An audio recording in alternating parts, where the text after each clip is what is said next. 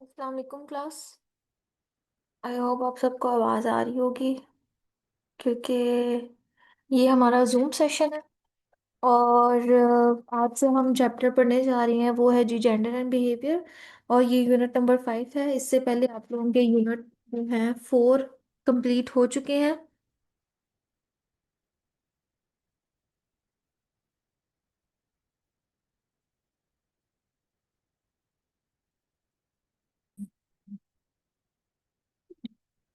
तो आपका कल टेस्ट है यूनिट नंबर 1 से लेके 5 तक।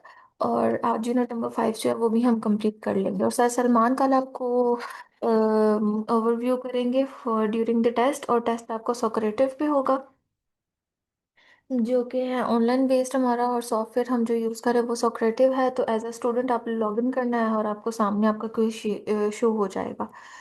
तो let's start unit number 5, that is gender and behaviour. तो सबसे पहले उन्होंने आपको डेफिनेशन बता दिया, defining sex and gender. Gender sex में उन्होंने बता दिया कि बायोलॉजिकल होता है। इसमें हम बायोलॉजिकल डिफरेंस बताते हैं मेल एंड फीमेल का, जो कि बाय बर्थ ही हमें पता चल जाता है। और इसका जो डिफरेंस हम बताते हैं वो on the basis of chromosomes, hormones और रिप्रोडक्टिव ऑर्गन्स होता है।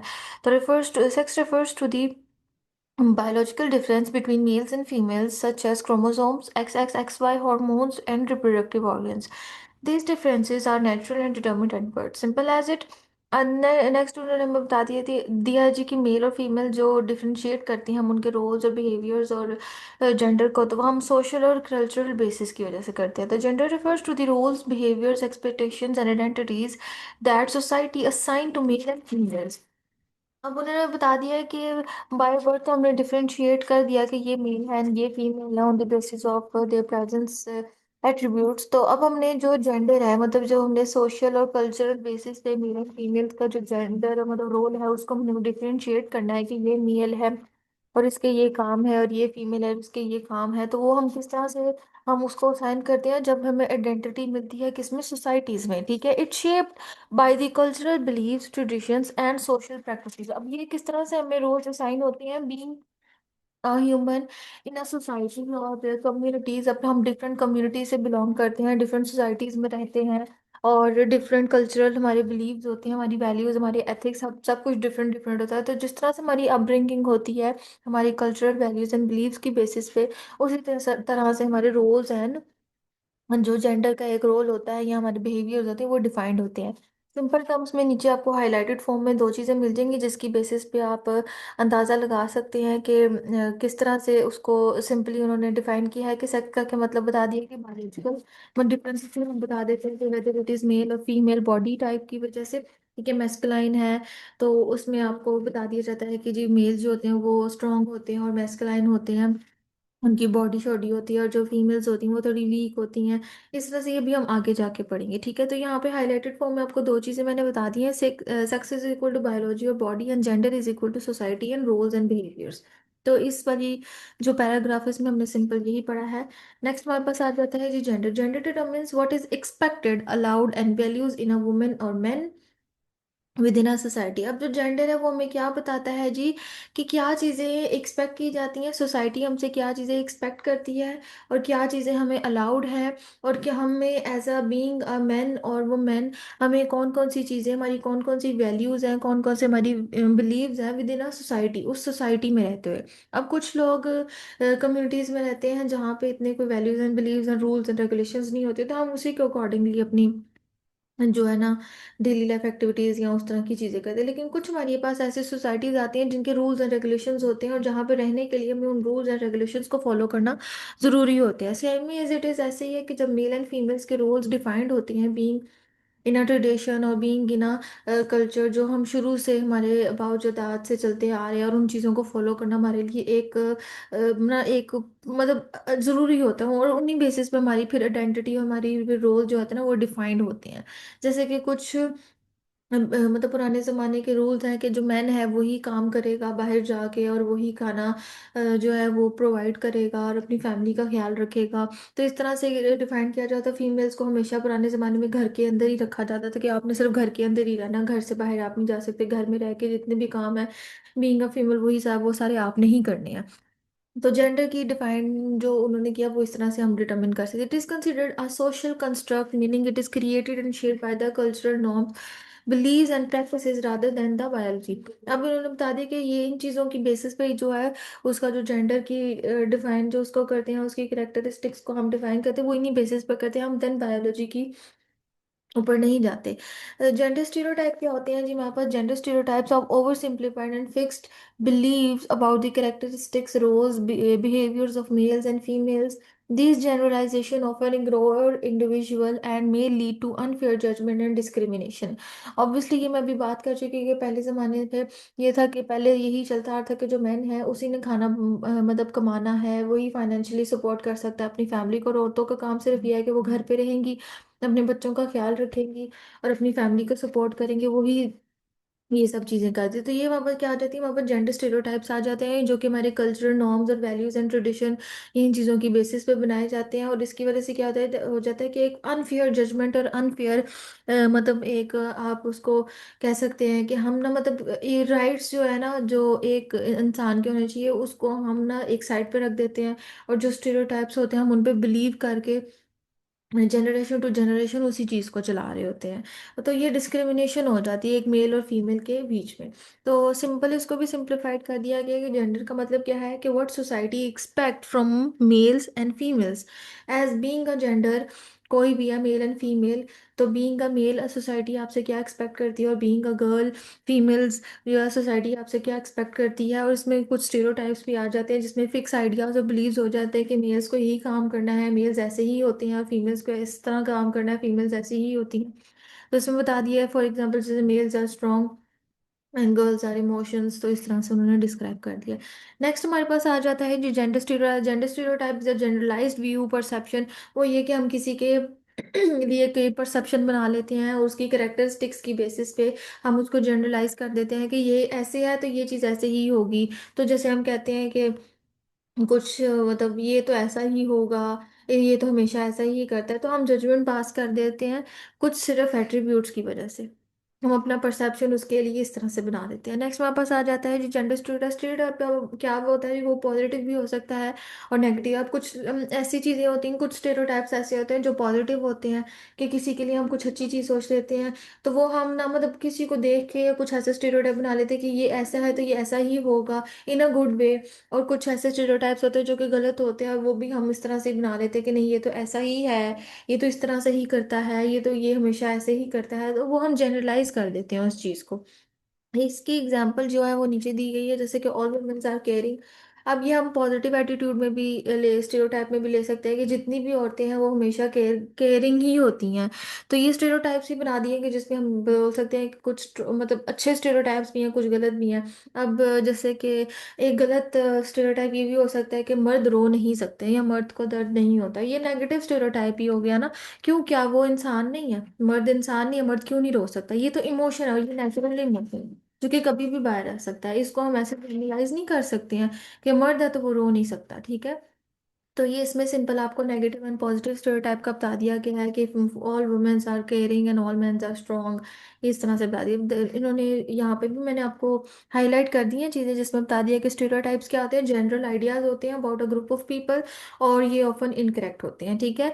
जेंडर स्टीरियोटाइपिंग क्या होती है, judging someone based on their gender instead of their individuality. अब बीइंग अ फीमेल मेरे बहुत सारे रोल्स हैं, मैं इंडिपेंडेंट भी हो सकती हूँ, मैं काम भी कर सकती हूँ, मैं उसी टाइम पे अपने घर का ख्याल भी कर सकती हूँ। बीइंग अ मेल भी ऐसे ही हो सकता है कि वो बाहर भी काम कर सकता है, अपने फैमिली का भी ख्याल कर रख सकता है, और घर वापस आके अपनी फीमेल जो पार्टनर है उसका भी ख्याल रख सकता है या उसके साथ मिलके घर के काम भी करवा सकता है। तो ये इंडिविजुअलिटी आ जाती है कि हम इंसान के इंडिविजुअल ट्रेड्स को जज नहीं करते हैं या उसकी बेसिस पे उसकी परसेप्शन ही बना देते हैं, हम जनरलाइज कर देते हैं कि बीइंग अ मेल इसको तो ऐसे ही करना चाहिए, और अगर कोई बंदा उससे अलग काम करता है तो हम उसको अलग थलग समझ लेते हैं।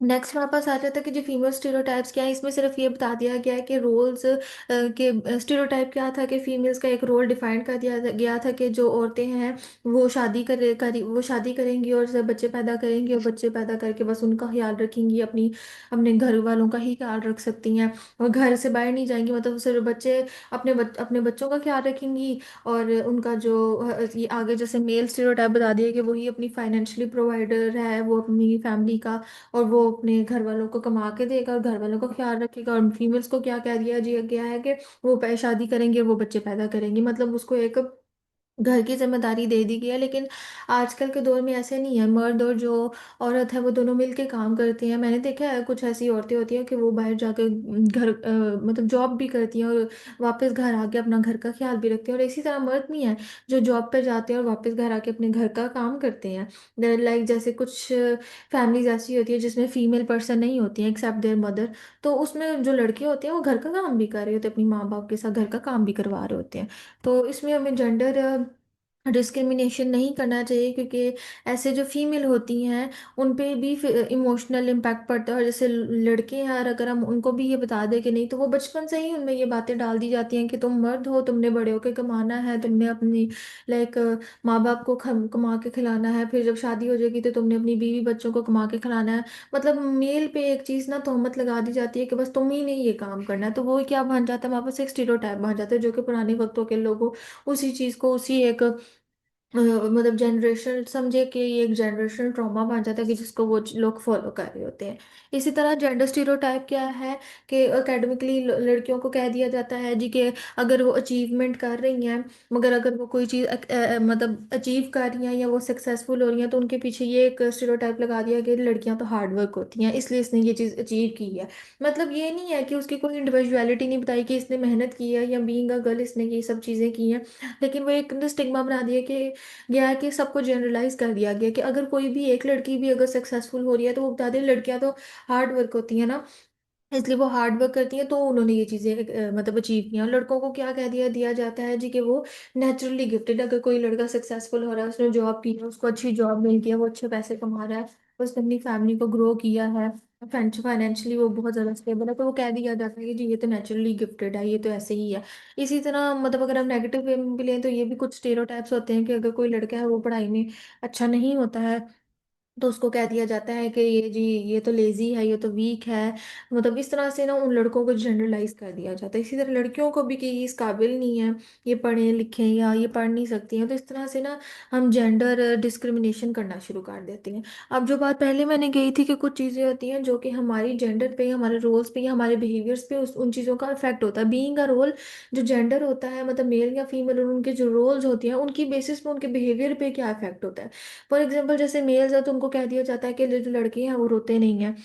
बचपन से आप लोगों ने टीवी एड्स में भी देखा होगा, कुछ ऐसी एड्स आपने देखी होंगी या कुछ आपने ऐसी मूवीज देखी होंगी जिनमें रोल्स को डिफाइन कर दिया जाता है कि जो लड़के हैं वो रोते नहीं हैं, ठीक है, और वो अपने इमोशन को इसी तरह सप्रेस करते रहते हैं, अपने अंदर ही अंदर दबाते रहते हैं। तो इसमें उन्होंने क्या बताया कि इसका क्या इम्पैक्ट होता है कि keep them from overcoming them effectively, फिर वो अपने इमोशंस को अच्छे से इफेक्टिवली ना उसको ओवरकम नहीं कर सकते हैं, ठीक है, और वो चीज़ें वो इमोशंस उनकी बॉटल अप होती रहती हैं, और लेटर स्टेजेस में वो फिर आपकी लाइफ पे इफेक्ट करती हैं या आपकी कंडीशंस में, हेल्थ कंडीशन पे भी इफेक्ट करती हैं, या मेंटली आपको थोड़ा सा एग्जॉस्टेड बना देती हैं। तो I want you guys to share it with your like siblings, to your parents, to your friends. ये जो कोटेड एक लाइन लिखी हो ये बहुत इंपॉर्टेंट है, जिसमें लिखा हो the reality is crying is a normal human emotion but doesn't need to be associated with the weakness of any gender. मतलब चाहे लड़की है या लड़का है, कोई भी जेंडर है, उसको लिए हमें एक स्टिग्मा नहीं बना देना चाहिए कि ये चीज़ इसी से रिलेटेड है तो ये ऐसे है।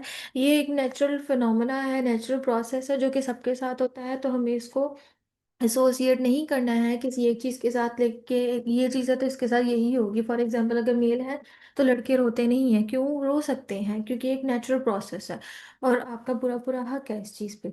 Real mens are breadwinners, ये भी हम ऑलरेडी बात कर चुके हैं कि जो लड़के हैं या मेल्स हैं उन पे ये एक उनको स्टीरियोटाइप बना दिया गया है कि जो लड़के हैं वही कमाएंगे, वही अपने घर वालों को खाना खिला सकते हैं, मतलब कमा के खिला सकते हैं, और जो औरतें हैं वो सिर्फ घर में रहेंगी। पर ये सब चीज़ें जो होती है ना कि फाइनेंशियली अगर ये जो स्टीरियोटाइप बना दिए गए थे, लोग उसी उन्हीं चीज़ों को फॉलो करते हैं, तो जब फॉलो करते हैं ऑब्वियसली वही चीज़ें जनरेशनली आगे कंटिन्यू चल रही होती है। और इन सब चीज़ों की वजह से क्या उन्होंने बोला है, इसका इम्पैक्ट क्या पड़ा था, this expectation can create a pressure on man to earn मोर।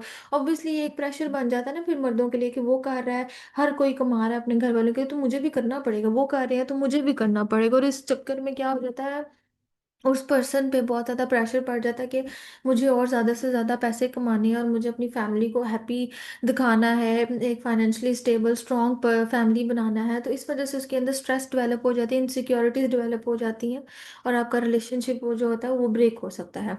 अब वुमेन्स के लिए भी इसी तरह चीज़ें बताई है कि वुमेन जो होती हैं वो क्वाइट होती हैं, पैसिव होती हैं, मतलब चाहे जो भी हो, उन्होंने अपने घर वालों की बात माननी ही माननी है, चाहे गलत ही बात क्यों ना हो, आपने फिर भी चुप ही रहना है। इसके लिए आजकल एक चीज़ सजेस्ट करूंगी कि मूवी आई हुई है चिरैया नाम से, उसको आप देखें। उसमें इसी चीज को बताया गया है, जैसे कि यहाँ वर्ड लिखा हुआ है, it's a part of the reason why women survivors of sexual harassment doesn't speak out about their experience. ठीक है, कुछ ऐसी वुमेन्स हैं जो कि अपने रिलेशनशिप में सेक्सुअल हरासमेंट मतलब एक्सपीरियंस करती हैं, लेकिन शुरू से एक स्टेरियोटाइप बना दिया गया है कि जो औरतें हैं वुमेन्स हैं वो चुप रहती हैं चाहे कुछ भी हो, और शुरू से बता दिया कि औरतों ने क्या करना है जी, शादी करनी है और बच्चे पैदा करने और अपने घर वालों का ख्याल रखना है। ये एक रीत बनी आती है, तो इसकी वजह से क्या है कि बहुत सारी ऐसी चीजें हैं जिसमें औरतों को चुप करा दिया जाता है। तो वो एक मूवी है बहुत अच्छी, आप उसको देखें, उससे आपको बहुत सारी चीजें सीखने को मिलेगी, चाहे मेल है फीमेल है। मैं सबको सजेस्ट करूंगी, क्योंकि हर एक चीज की इंफॉर्मेशन होना होना नॉलेज होना आप सबके लिए बहुत इंपॉर्टेंट है। इसी तरह बता दिया जाता है कि वुमेन शुड लुक फ्लॉलेस, लड़कियों को अच्छा दिखना चाहिए क्योंकि वो प्रिटी होनी चाहिए, लड़कियां हैं वो इमोशनल होती हैं, वीक होती हैं, और उनको प्यारा दिखना चाहिए। इससे रिलेटेड भी हमारी टीवी एड्स में बहुत सारी चीज़ें आती हैं, जैसे कि लड़की है, एक लड़की है और वो ब्लैक है और उसका रिश्ता नहीं हो रहा, इसी तरह वो फिर क्रीम लगाती है और वाइट हो जाती है, देन उसका रिश्ता पक्का हो जाता है। मुझे ये सब चीज़ें मतलब कुछ अच्छी नहीं लगी, लेकिन ये है कि इसमें उन्होंने डिफाइन लड़की को ही किया है, और ये उसके साथ बिल्कुल रिलेट करता है। ठीक है, तो उसके बाद हमारे पास बताती है कि पर्सनैलिटी डेवलपमेंट होगी कि बस इस तरह से अगर हम जो अपने रोल्स उनको ड्रामेटिक इफेक्ट होता है एवरीडे लाइफ पे, हमारे इफेक्ट करते हैं जो हमारे रोल्स हैं, और उसकी वजह से हमारी करियर्स डेवलपमेंट, हमारी जो बाउंड्रीज हैं वो नेगेटिव इफेक्ट मतलब जाता है हमारी उसमें। इसमें बता दिए जेंडर रोल्स, जो चेंजिंग जेंडर रोल्स हमारे इसमें ये बता दिया है कि पहले जो था in early societies gender roles were rigid and clearly defined, specific attributes were labeled as masculine and feminine. Men were considered the providers of basic necessities and worked outside the home, and women were seen children bearer and responsible for household duties and caregiver. Modern perspective इसका क्या बता दिया जी, change over the time with social economic and educational changes, these roles have become more flexible today. Both men and women can work and share financial responsibility। वही जो हम already बात कर चुके हैं कि अब चीज़ें टाइम के साथ चीज़ें चेंज हो रही हैं, और बहुत जो मेल एंड फीमेल है दोनों घर के बाहर जाते हैं और काम करते हैं, और घर के अंदर रह के भी वो घर के भी दोनों मिलके काम करते हैं। तो ये नीचे बता दिया कि पास्ट में क्या था, फिक्स्ड रोल्स थे, और प्रेजेंट में क्या शेयर्ड रोल्स हैं। तो सिंपल आगे भी ये उन्होंने एम्प्लॉयमेंट में बता दिया है कि मर्द और जो औरत है वो दोनों मिलके काम कर सकते हैं और घर का भी ख्याल रख सकते हैं, और जो बच्चे हैं उनका भी वो मिलके ख्याल रख सकते हैं। ये ज़रूरी नहीं है कि सिर्फ औरत है उसी ने घर के बाहर जाके काम भी करना है, लेकिन आजकल की जो हमारी औरतें हैं वो घर के बाहर भी काम करती हैं और घर में रह के अपनी फैमिली का भी ख्याल रखती हैं। So this was all about for today. तो हमारा यूनिट नंबर 5 हमने आज कंप्लीट किया है, जिसका नाम है जी जेंडर एंड बिहेवियर। इसमें जेंडर और बिहेवियर का डिफरेंस क्या है, कि जेंडर कैसे हम डिफरेंशिएट कर सकते हैं बायोलॉजिकली, और बीइंग इन अ सोसाइटी और कल्चरल बिलीव्स और नॉर्म्स की बेसिस पे हम जेंडर को कैसे डिस्क्राइब करते हैं। तो अब कल आपका यूनिट 1 to 5 टेस्ट है, तो बी रेडी, यूनिट 5 भी आज हमारा कंप्लीट हो चुका है। तो that's all for today, thank you so much.